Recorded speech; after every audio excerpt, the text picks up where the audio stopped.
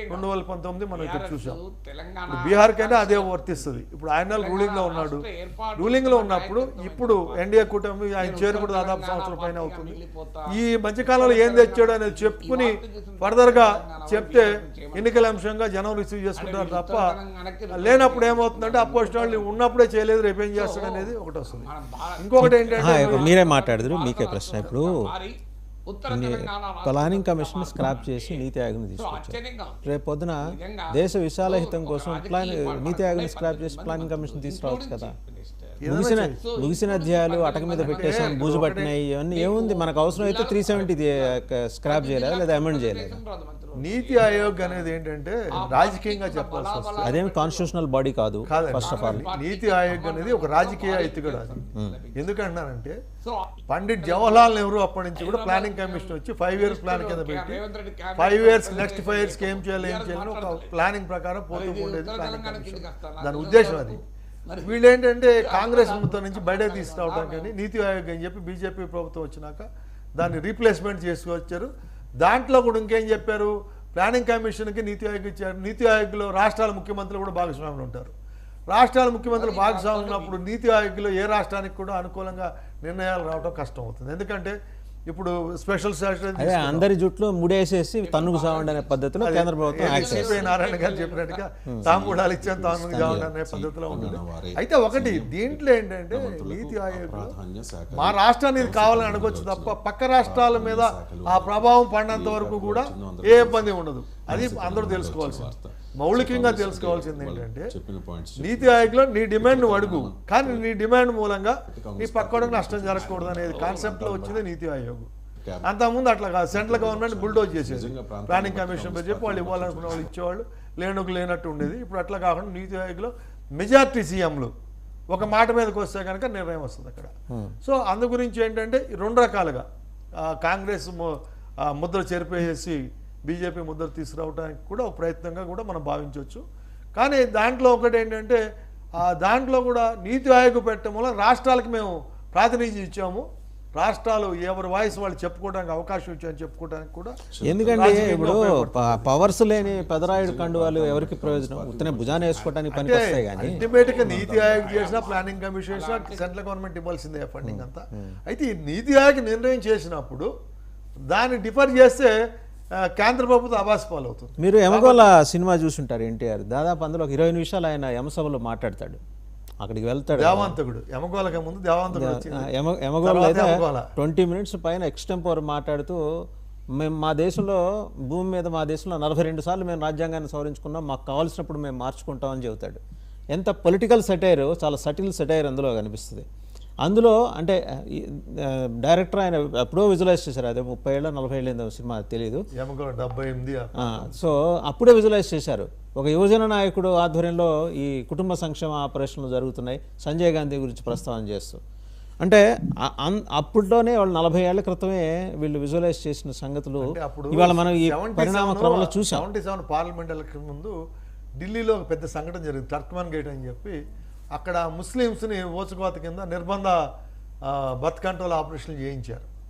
So దాని మీద వచ్చిన సెటైర్ అది. అయితే ఒకటి రాజకీయాల్లో ఇప్పుడు సినిమాల్లో ఏంటంటే పొలిటికల్ ఫెయిల్యూర్స్ని సెటైర్ల కింద అది జనం దృష్టిలోకి తీసుకురావటం ఒక ప్రయత్నం మంచిది. అది ఆ రోజు మరి నరసరాజు గారు ఒరిజినల్గా ఆయన కమ్యూనిస్ట్ భావాలకు సంబంధించిన ఆయన రాసిన అవన్నీ మాటలు డైలాగ్స్ అవన్నీ. ఇక్కడ ఒకటేంటంటే మనం అర్థం చేసుకోవాల్సింది, ఆ రోజు రాజ్యాంగ సవరణల్ని ప్రతిపక్షాలు విమర్శించేవి. కానీ వాస్తవ దృక్పథంతో ఆలోచన చేస్తే ఇవాళ వరకు కూడా ఇప్పుడు అంబేద్కర్ గారు ఏదైతే కాన్స్టిట్యూషనల్ కమిటీ రాజ్యాంగం తయారు చేసినప్పుడు వాళ్ళకున్న అనుభవాలతో రాశారు, భవిష్యత్తులో జరగబోయి ఆలోచించి రాశారు. కానీ ఈ రాజ్యాంగ సవరణలు కూడా కాలక్రమేణా జరిగే పరిణామాల మీద సొల్యూషన్స్ లేనప్పుడు దానికి సొల్యూషన్గానే ఈ రాజ్యాంగ సవరణలు జరుగుతాయి. ఒకటి. ఇంకోటి ఏంటంటే రాజకీయంగా లబ్ధి కోసం కూడా కొన్ని చేస్తారు, దాన్ని విమర్శించాలి. అట్లా కాకుండా ఏంటంటే కొన్ని సమస్యలకి రాజ్యాంగంలో సరైన క్లారిటీ ఉండదు. ఉన్నప్పుడు ఆ క్లారిటీ భావించట్లేదు. దీని మీద క్లారిటీ ఏంటంటే నితీష్ స్వయంగా ఆయన డిమాండ్ చేశారా, బీజేపీ చేయించింది ఆయన చేత? నేనైతే బీజేపీ చేయించిందని నేను భావించట్లేదండి. నేను స్పష్టంగా చెప్తున్నాను. నితీష్ కుమార్ అంటే గారు ఆంధ్రప్రదేశ్ ముందర కాళ్ళకి బంధాలు కోసం బీజేపీ చేయించింది. అదే చంద్రబాబు గారిని అయితే అందరూ యాగి చేసేవాళ్ళు. నితీష్ కుమార్కి వచ్చేటప్పటికి ఆయన ఈ మధ్య జనతాదళ నుంచి కాంగ్రెస్ బీజేపీకి ఎన్నిసార్లు బీజేపీ కలిసి బీజేపీ విడిపోయాడు. అదే చంద్రబాబు గారు విడిపోతేనేమో దాన్ని విమర్శ చేస్తారు.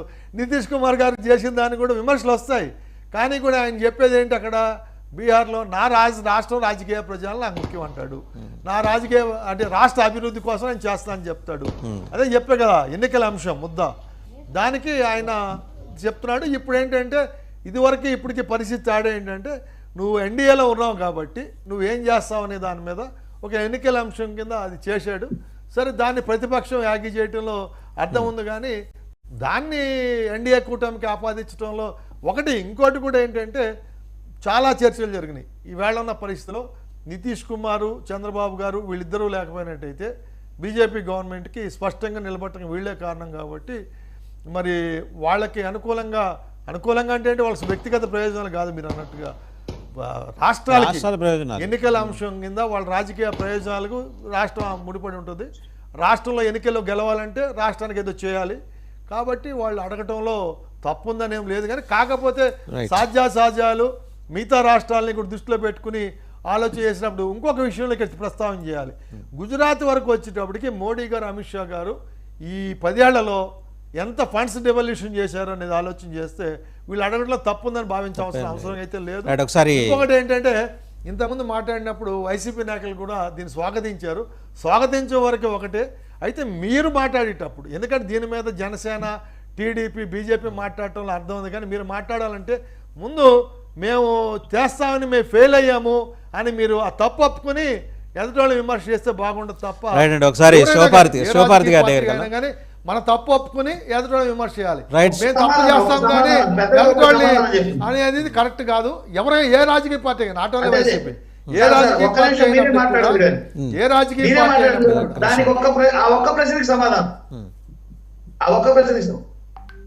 మేము చేస్తామని చెయ్యలేకపోయాము, చెయ్యలేని పరిస్థితులు ఉన్నాయనే కదా ప్రభుత్వాలని ప్రజలు మార్చడం కాదు, మీరు ఒప్పుకోవాలండి. ఇప్పుడు చంద్రబాబు గారు షటిల్ స్టార్టర్స్ అని ఆయన ఒప్పుకుని ఎన్నికల అంశంలో షటిల్ స్టార్టర్స్ లేదు. ఇప్పుడు వెంకటేశ్వర్లు గారు మీరు వినండి సార్, మీరు చెప్పేదానికి కాదు మీరు చెప్పిందే చెప్తాను. ఈవేళ ఎన్డీఏ ఎన్నికల అంశంలో రాష్ట్రంలో కేంద్రంలో కూడా స్పెషల్ స్టాటస్ లేదు.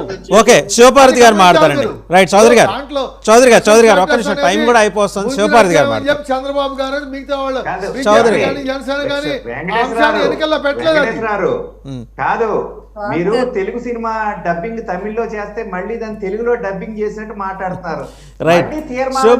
ఈ రాష్ట్రానికి ఏం కావాలో 3 పార్టీలు కలిపి తీసుకొస్తా అని చెప్తుంటే మళ్ళీ తీర్మానం చేసి పంపడం ఏంటి?